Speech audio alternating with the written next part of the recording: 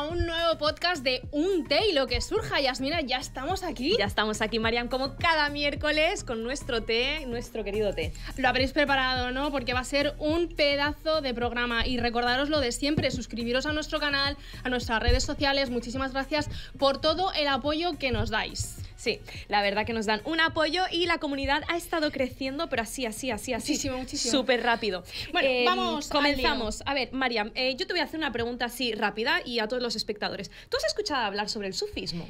He escuchado hablar, pero muy poco y desconozco bastante sobre el tema. Es por eso que queremos dedicar este programa pues, especial para el tema del sufismo, porque, como decimos, prácticamente nadie sabe muy bien qué es islam, no es islam, y bueno, para eso hemos querido invitar pues, al mejor experto en este tema, Halil Bárcena. Muy bienvenido. Bienvenido, Halil. Muy bien, muchas gracias por vuestra amable invitación. Salam alaikum. Alaikum salam, a ti por aceptar el té. ¿Halil o Halil o Halil? Halil, Halil. Halil. Perfecto. Halilullah, Pues Halilullah, el amigo íntimo de Allah subhanahu wa ta'ala. Vale. Decir que eres director en Filología Árabe y doctor en el Instituto de Estudios Sufís. Doctor en Filología Árabe y director del Instituto de Estudios Sufís de Barcelona. Vale, perfecto.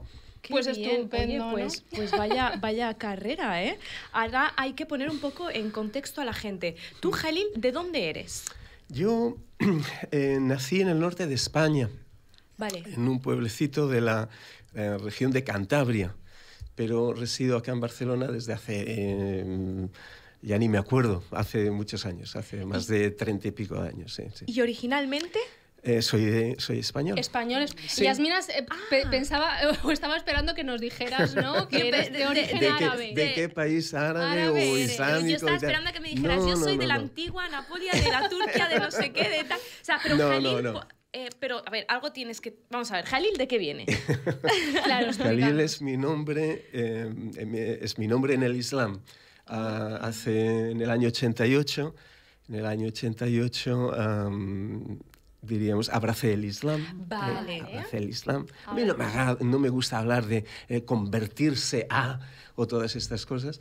En el año 88 abracé el Islam. Y una forma linda también de ¿cómo decir?, de remarcar este paso, que es un paso importante, por decirlo así, es tomar un nombre, ¿no? Tomar un nombre que no es simplemente para hacer bonito o esto y tal. El nombre es una realidad.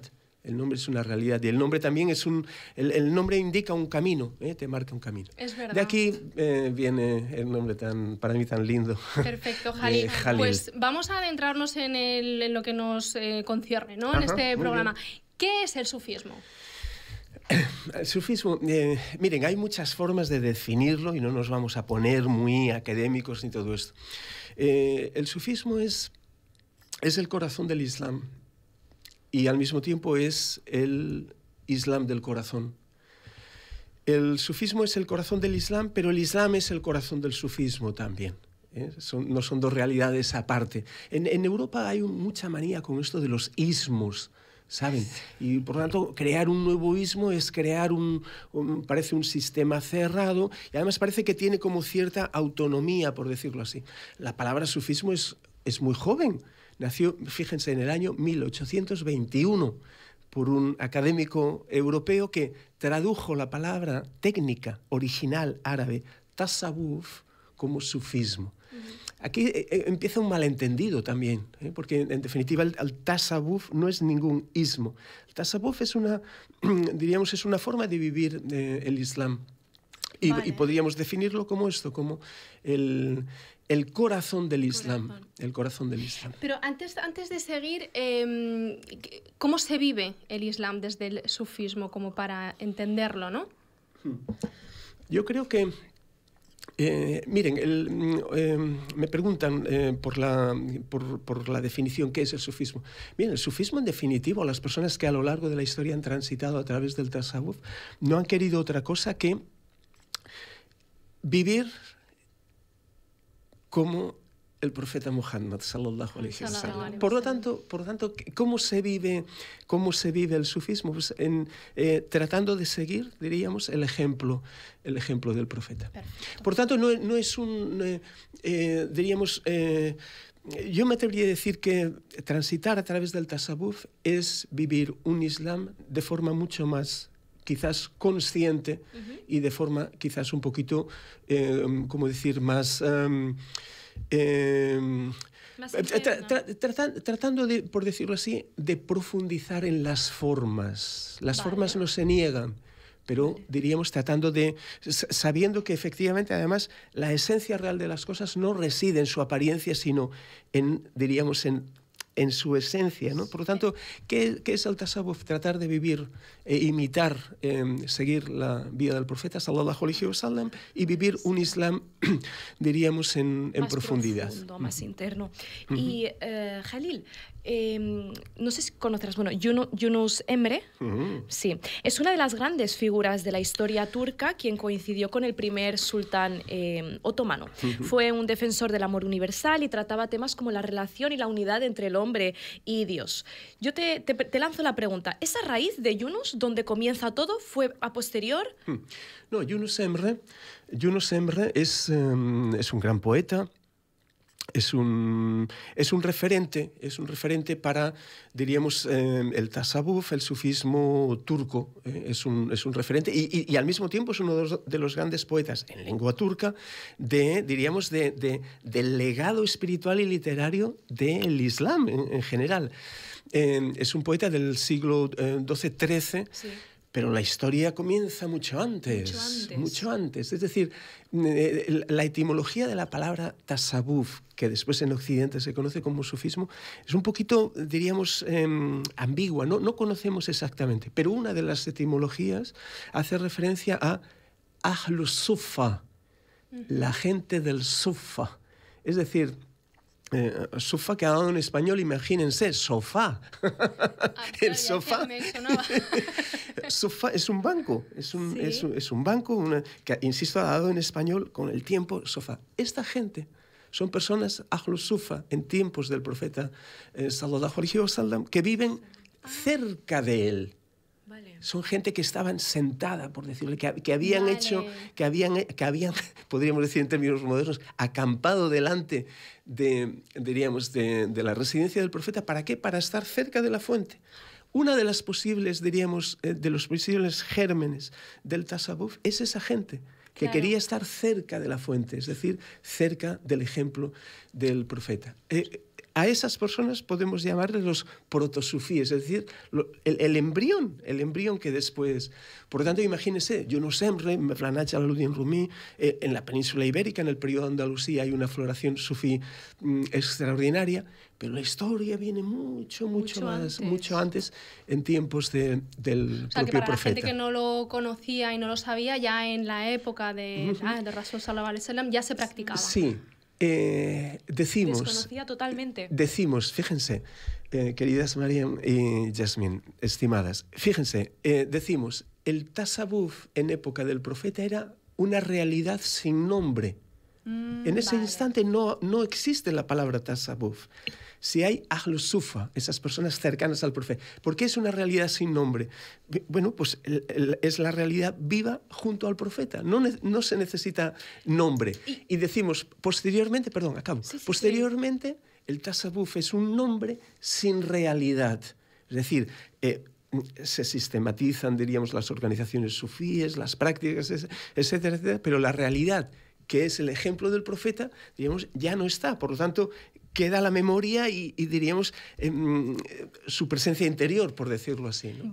Pero lo remontamos a ese tiempo. Y el propio profeta también lo practicaban, porque el tasawuf, si querían estar cerca del profeta, que eran quienes lo practicaban, el propio profeta también... El profeta es el profeta, sallallahu alaihi wasallam. ¿Cómo decir? Para las personas del tasawuf, el profeta es el modelo humano y espiritual. De acuerdo. Es el modelo humano y espiritual. Y por lo tanto, para la historia del tasawuf, el profeta representa eso, representa el primer eslabón, la fuente. Por lo tanto, es el modelo a seguir. Perfecto. O sea, ya tenemos varios conceptos claros. El sufismo es Islam, clarísimo para todos, pero hay cierta vertiente o cierta corriente que dice que es como una especie de secta derivada del Islam. Cuéntanos un poco acerca de esto. No, andando el tiempo, esas personas que han transitado a través de la senda del tasawwuf se han organizado, es cierto. En un inicio, diríamos, diríamos todo de forma, diríamos, mucho más, podríamos decir, libre, no tan formal, pero andando el tiempo, sobre todo a partir del siglo XIII, sí aparecen las grandes tariqat o turuq, es decir, grandes hermandades, cofradías, normalmente fundadas por un sheikh, un pir, un maestro, y diríamos, el tasawwuf se formaliza, toma una forma sistematizada en forma de agrupaciones, etcétera, etcétera. Pero el tasawwuf como idea, como diríamos, como corriente que trata de seguir el ejemplo del profeta, estrictamente no es una secta. Puede ser que algún grupo determinado, diríamos, pueda tener, en fin, prácticas, lo que fuera, ¿no? Suele ocurrir también con diferentes ideologías. Pero entonces, Jalil, ¿ambas tienen los mismos pilares? Porque ya que vemos que se habla mucho más del amor y del mundo espiritual más que de la religión, ¿no? ¿O es un mito? Las prácticas de una persona que transita a través del tasawwuf son las mismas que, podríamos decir, que cualquier musulmán. ¿Qué diferencia podría haber? Yo me atrevería a decir que el tasawwuf implica un compromiso personal más grande. Podríamos decir, uno hace salat, ya está, cumplo y ya está. Para una persona del tasawwuf, muy posiblemente, el din, la tradición, en fin, es toda su vida. Toda su vida. Por lo tanto, podríamos decir que el tasawwuf es una intensificación de la forma de concebir y de vivir el Islam. Las prácticas, salat, al-hajj, zakat, en fin. Ramadán, ¿no? También. Por supuesto. O sea, que vosotros seguís los 5... O sea, quiero decir vosotros. O sea, es la misma práctica. Lo que me ha llamado la atención es que lo vivís, de cierto modo, más intenso. O sea, tú ahora has dicho, rezas...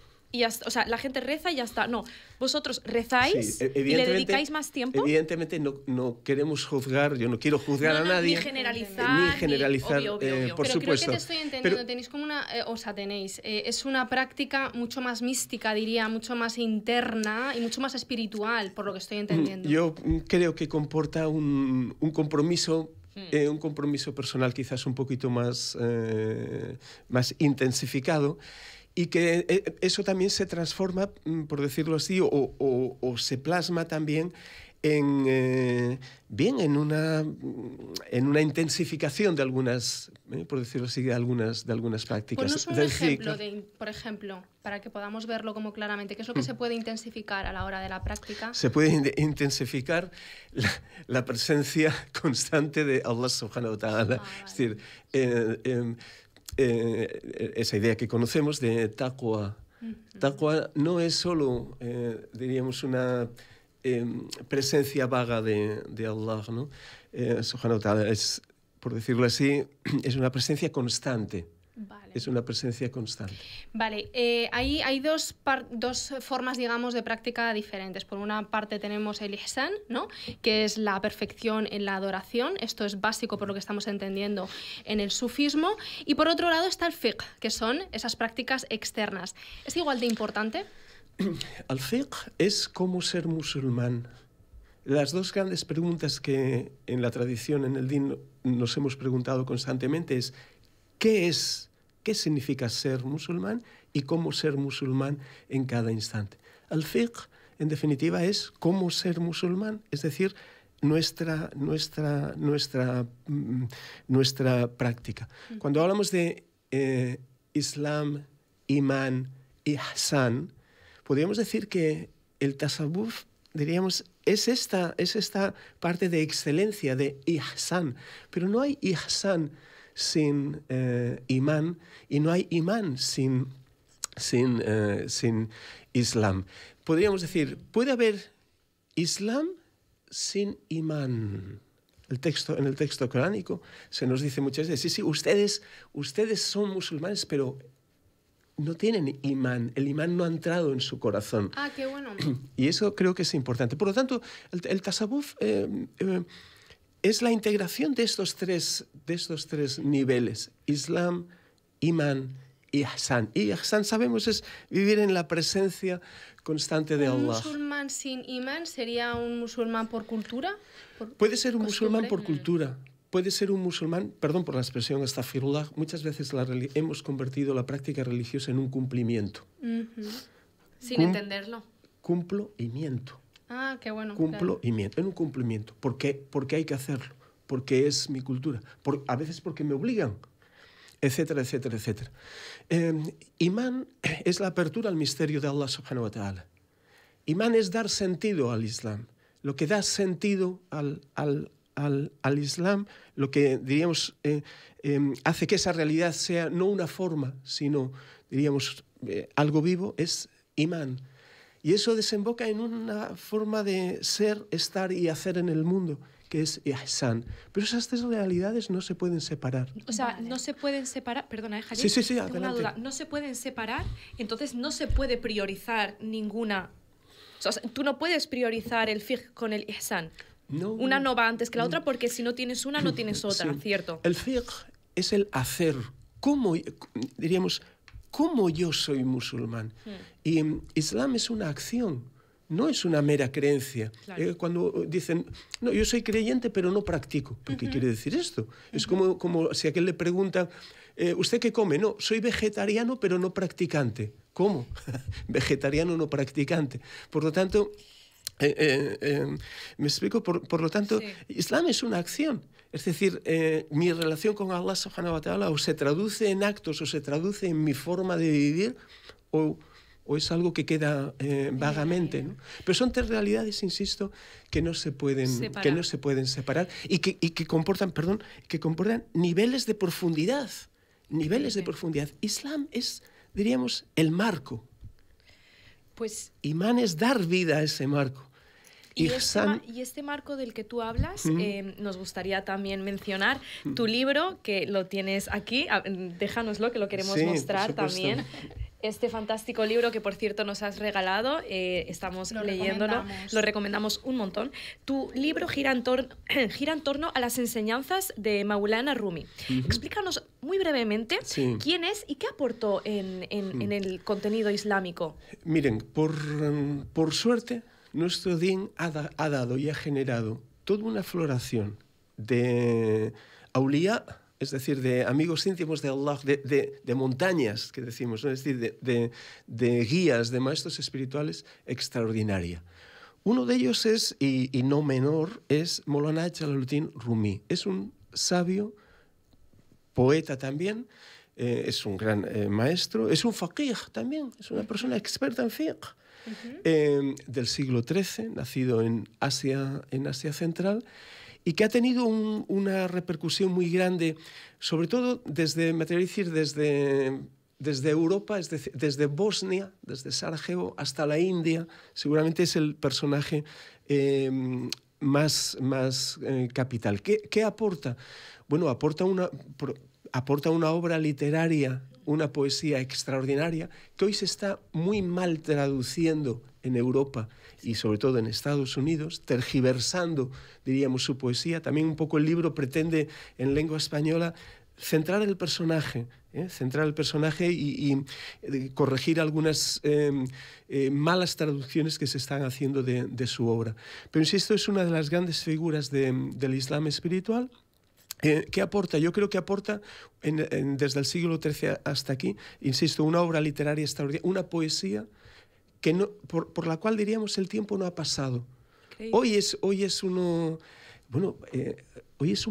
bestseller en Estados Unidos. Wow.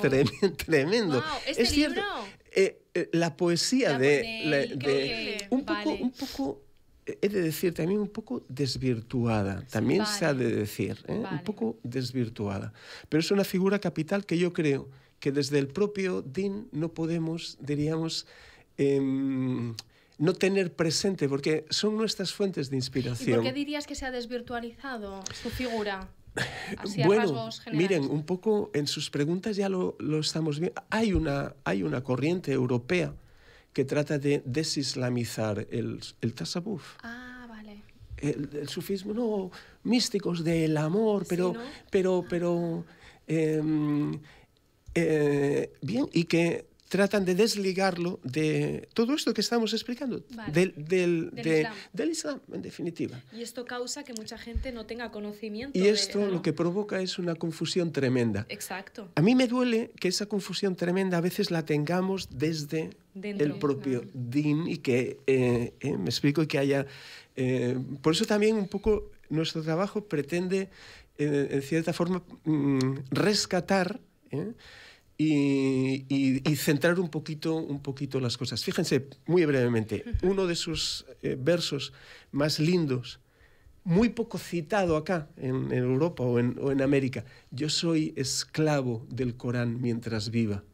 Wow. Yo soy el polvo del camino a través del cual transita el profeta elegido, sallallahu alaihi wasallam. Quien diga de mí lo contrario, yo no soy amigo de él. Wow. Qué bonito. Sí, totalmente. Qué Pero bonito. es cierto que, como estábamos hablando, ¿no? Se desvirtualiza un poco todo. Y es que, claro, hablando de esto en concreto, vemos como antiguamente siempre ha habido discrepancias entre los propios musulmanes. Sí, por supuesto. Grandes y grandes discrepancias políticas que han acabado en grandes ramificaciones del Islam y diría, por ejemplo, pues eso, chiitas, Sí, jaríes, wahabíes, exacto. drusos. ¿Por qué nos pasa esto? Es humano. Nos falta... Miren, el profeta sallallahu alaihi wasallam nos enseña una pedagogía del ikhtilaf. La divergencia en mi din, dice, en mi comunidad, es un don, es una virtud. Pero nosotros no seguimos ese ejemplo. Y nos ha faltado históricamente, y nos falta aún hoy una pedagogía del ikhtilaf. Es decir, una pedagogía de la diferencia. La diferencia de matiz, de opinión, la diferencia de forma de vivir el Islam no es una, ¿cómo decir? No es una maldición. Lo contrario, es toda una baraka. Hay khair en la diferencia. Yo aprendo de la diferencia del otro, de cómo el otro, diríamos, se acerca a la misma fuente, en definitiva. Pero históricamente y en nuestra contemporaneidad nos falta muy fácilmente negamos, sobre todo negamos lo que no conocemos. Y criticamos muchas veces de una forma muy ligera. Jamás la ignorancia es más atrevida que cuando critica, por ejemplo. La ignorancia es muy atrevida, pero cuando critica, en fin, es muy atrevidísima, ¿no? Eso no es Islam. Eso, tranquilo. Necesitamos pedagogía del ikhtilaf, es decir, pedagogía de la diferencia, hay muchas formas de ascender a una montaña, pero todas tienden Van hacia arriba. al mismo camino. Unos ascienden por esta vertiente, otros por aquella. Pero al final el punto de encuentro Lo es importante el mismo, es hacia dónde caminan y hacia dónde apuntan. Y Jalil, nos llama mucho la atención porque la práctica del sufismo abarca mucho la música, ¿no? La sama. La sama se llama. Sí. ¿Qué representa este baile? ¿Qué representan los círculos? Porque se conoce que la música como tal en el Islam está prohibida, pero la sama sigue siendo uno de los conceptos más importantes. Debiéramos de puntualizar también un poquito esto de la prohibición. Yo sé lo que ustedes... Sí, por eso, fíjense que gustaría... cuando el profeta sallallahu alaihi wasallam es recibido en Medina al-Munawwara, cuando hace su hijra, su migración desde Meca Mukarrama hacia Medina, es recibido en Medina con música. Es recibido en Tala al-Badru Aleina. Y el profeta no se vuelve. No dice yo aquí no entro porque... Por lo tanto, es recibido con música. Hay música y música. ¿Podríamos decir que una música y la melodía es distinto? Porque la música de hoy en día... Hay música que eleva los corazones y hay música que destroza los corazones. Vale. Hay poesía que eleva los corazones y hay poesía que destroza los corazones. A Shoara, la Zora, los poetas del texto coránico, no se critica la poesía o los poetas, se critica a los poetas que no hacen lo que dicen. Se está criticando la annifaq, la hipocresía. Claro, o diríamos, por ejemplo, que un reggaetón o heavy metal Tremendo, no es lo mismo. No es lo mismo que tal Albadro Aleina, o no es lo mismo que el sonido del ney, o no es lo mismo que, diríamos... Nasheeds, ¿no? También, Nasheed, claro, exacto, exacto. Sí, por supuesto. O sea, hay una gran diferencia. Hay una gran diferencia. Por eso digo, no podemos generalizar la música. No. Hay otras formas no estrictamente musicales, pero que podríamos decir que son formas de infracantos. Al tajwid, el tajwid, la recitación coránica, eleva los corazones. Pero abarcando un poco este tema del samá, samá, sí. ¿Qué significa esos giros que dan cuando bailan? Que saben que es escucha, pero que ha dado toda una ritualidad. Esta es una práctica en concreto que arranca de Mevlana Jalaluddin Rumi, Qaddasallahu sirrahu, que incluye música, que incluye poesía, que incluye sonido de ney, de flauta, y que incluye giros, que incluye esta danza. Vale. ¿Saben? Hay un pasaje en el texto coránico, ¿no? Walillahi al-mashriqu wal-maghribu fa aynama tuwallu fa thamma wajhullah. A Allah pertenecen Oriente, Occidente, no habla de geografía. Allah está en todo. Allá donde tú mires, allá donde tú gires, allá donde tú des vueltas, lo que vas a ver es wajhullah, el rostro de Allah. Esa danza circular es una danza que pretende mostrar acercamiento a Allah subhanahu wa ta'ala, y sobre todo que todo es signo de Él. Allá donde tú gires, allá donde tú mires, allá donde tú vuelvas. ¿Y los movimientos de la mano también tiene...? Los brazos fundamentalmente tienen dos posiciones, las manos tienen dos posiciones. La mano derecha mira hacia arriba, está abierta hacia arriba. La mano izquierda mira hacia abajo. El derviche, en definitiva, el sufí, el mutasawwif, la persona que transita a través del tasawwuf, la persona que está girando en sama, en definitiva, es como un canal. Es un canal, está en disposición de recibir lo que de Allah subhanahu wa ta'ala llega. Esa es la mano derecha. A veces a algunos nos gusta ponernos una turquesa en la mano derecha, que es, en definitiva, esa samá, es el cielo azul, abiertos a él. Y todo eso pasa a través del derviche, pero no se lo queda. Esta es una tradición, este es un din de compartir. Nos hacemos plenamente humanos con el otro. La mano izquierda mirando hacia abajo, con color de tierra, con el color de aqiqa, con color de ágata de tierra, es el mundo del compartir, de la comunidad. Por tanto, el dervicho, quien gira, quien está en samá, no es alguien que yo tal, y yo me lo guiso y yo me lo como. Perdón por la expresión un poquito vulgar, sino que la experiencia del maestro es una experiencia no individual. Es una experiencia colectiva. Allah subhanahu wa ta'ala no nos pertenece individualmente a nadie. Y si alguien tiene experiencia de cercanía, de proximidad, etcétera, etcétera, esa experiencia debe de ser compartida. Wow. Esa es la... Y por otro lado también siempre es una danza que gira de derecha a izquierda. Siempre en esta dirección. Es decir, hacia el corazón. Vale.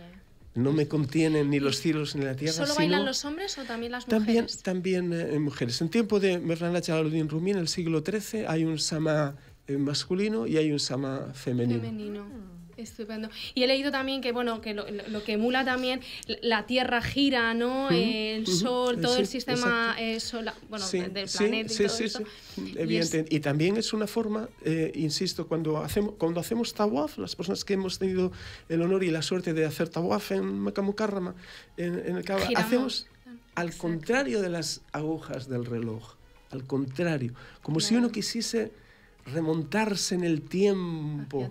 En el tiempo. En el año 2002 hice alhamdulillah, daiman abadan ala kulli hal, pude hacer el Hajj.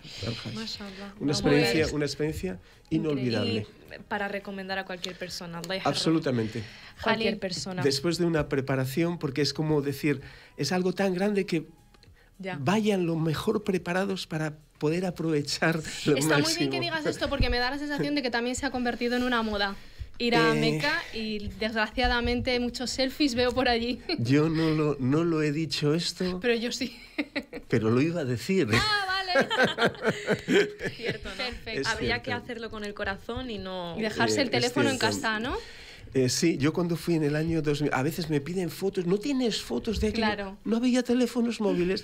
Bueno, eso queda en el corazón. Exactamente. Jalil, ha sido un placer. Enorme placer. El placer ha sido mío compartir con ustedes un té y lo que surja, y muchas felicidades por la iniciativa, porque es muy linda y hace un servicio también extraordinario. Volverás porque con media hora evidentemente siempre nos quedamos cortos y es un tema que hay que seguir ahondando. Y de verdad, nos gustaría hacer una segunda parte contigo y extender porque hay muchísimos puntos. Estoy a su disposición para tomar otro té. Sí, inshallah. Inshallah. Pues nada, gracias, Jalil. Muy bien, gracias. Hasta la próxima. Gracias Hasta la próxima. Gracias. Muchas gracias. Y nada, vosotros, pues ya sabéis, como siempre, té en mano, prepararos hasta el próximo miércoles. ¡Chao! Chao.